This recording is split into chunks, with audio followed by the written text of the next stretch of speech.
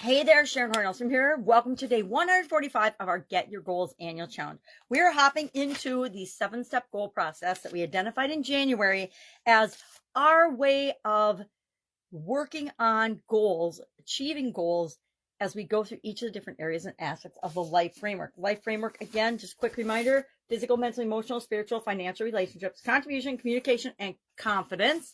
And we're focusing on physical well-being, physical health this month. So we're talking about and applying this goal process to achieving our physical goals and objectives. What do we want for ourselves physically? What do we want our environment to look like? What do we want our body to look like? What do we want our health and energy to look like? Whatever it is for you.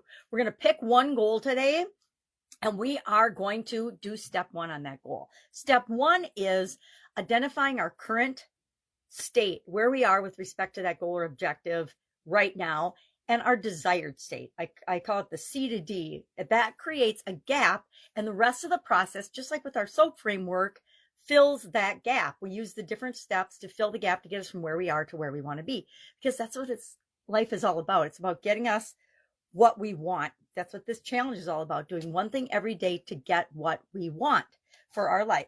So today on and in, and I'm not going to go through all 9 steps because I think 9 steps personally are overkill, but I like to, the older I get, the more I want to keep things simple. That's why I like the SOAP framework. It's a 4-step process to get whatever we want and to deal with any challenge or setback or obstacle or problem that comes our way in the best way possible for us. We covered that earlier this month. We'll cover it every month for the rest of the year, just like our 7-step process for goals. Now, step 1 is, of course, identifying our current situation, our current story, and our desired story, because we need that gap in order to know how we're going to get from where we are to where we want to be. So pick an area or aspect of your physical well-being that you want to work on, you want to change or improve in some way. And then use what I call situation analysis to identify what is really going on. And I like to use a structured tool when I'm thinking about my current story, because sometimes I'm not always 100% honest, or I don't always see what's really going on with my current situation. Why? Because if I already saw what was going on and that it wasn't right or perfect for me yet, I would have already taken some steps to change it. So I like to use a tool like situation analysis. And in the Get Up and Go Challenge private Facebook group, under Guide 17, there's a write-up with the 9-step process of the steps you can go through to do a situation analysis. I've done literally thousands of situation analyses in my life and in my career. So to me, it's a tool that comes absolutely naturally to me.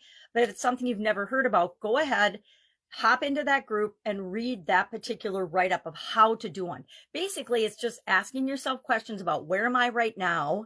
And it does it in a structured way, so you remember to consider all the different ways of looking, not all, but a lot of different ways of looking at it than you might otherwise look at it. And then we do the same thing for our desired state. What do we want? And that helps us to really come up with and clearly identify where we are versus what we want and that gap, so that when we go to SMART goals and setting our SMART goal tomorrow, which is step 2 of the goal setting process, we've got a lot of the information that we need at our fingertips. Now, I haven't decided what my goal is going to be for this one yet. When I did the SOAP analysis, I just had or was coming up on my heart surgery or my ICD replacement surgery. So that was an easy goal to pick physically to recover from that surgery. You can see I still got my Band-Aid on. I actually took my steri strips off today, and there's a couple spots that are like still open and a little bleeding. So I put a bandage on it and decided we're not going to have any straps or anything over for a couple of days because it rubs and it feels really funny. Anytime anything is installed under your skin, it feels freaky. I don't know if you've ever had that. It's like when you wear contacts for the first time.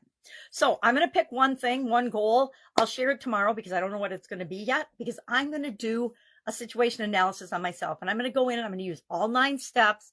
Might not do a whole SWOT analysis, which I think, I don't remember, step 5 or something of that process. But I'm going to really think about and choose a physical goal that I really want to achieve this year, and share that as we go through the goal process with you as an example.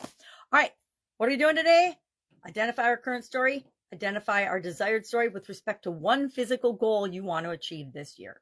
Share in the comments below. If you need any help, if you've got any questions, if you're struggling with any step of applying the tool or understanding the tool, or you're like, okay, I agree with you, Sharon, it's way overcomplicated for what I'm doing. I'm just setting this as, I want to lose 20 pounds this year. You don't need to do a whole analysis of that if you already know what your goal is. All right. Hit me up if you have questions. Otherwise, I will be with you tomorrow. Have a fantastic day and have fun with this process. This challenge is all about making this process your own so that it becomes automatic for you. All right.